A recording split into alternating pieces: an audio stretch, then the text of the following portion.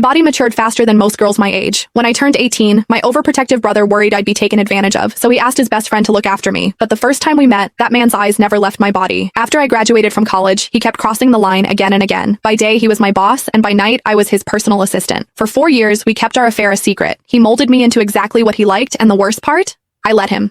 One day, his ex-fiancée came back from overseas. He slipped out of my bed in the middle of the night and rushed to the airport to pick her up. Humiliated but unwilling to let go, I followed him there, only to watch him gently stroke another woman's hair right in front of me. He turned to me and said, "Jennifer Huckabee, 4 years ago, you were the one who crawled into my bed while I was drunk. The way you're behaving now, it's really pathetic." The way he looked at her was soft, and the way he mocked me was sharp and deliberate. I suddenly realized he was right. This was meaningless. So I lowered my head, texted my brother to tell him I'd accept the Sinclair family marriage proposal, then looked up at that man and smiled. "All right then, goodbye." Marvin Huckabee, my brother, called not long after. I could hear the relief in his voice through the call, surely because he thought I had finally let go of the man I had loved for years. What he did not know was that the man I was madly in love with was his best friend, Devin Woodford. After hanging up, I picked up the resignation letter I already prepared and headed for HR. However, the process stalled at the final step. "Ms. Huckabee, if you want to resign within a week, you'll need the CEO's signature for approval." Devin again. Even at the very end, I still could not avoid him. I tightened my grip on my phone, walked to the end of the empty hallway, and dialed that all-too-familiar number.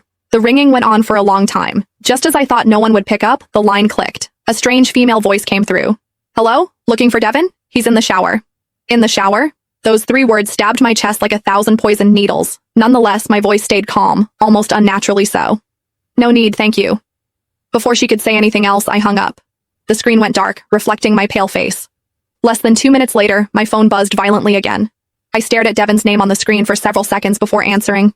"Did you need something?" His tone was businesslike, cold and detached. Just last night, this same man had been on top of me, whispering my name intimately over and over again. My fingers whitened around the resignation letter. "Mr. Woodford, there's a document that needs your signature before the process can go through." He gave a low hum of acknowledgement, then added, almost as an afterthought, "Oh, right. Stop by later and pack up the rest of your stuff. She's moving in. The apartment in the western suburbs is empty. You can stay there. I promised Marvin I'd take care of you."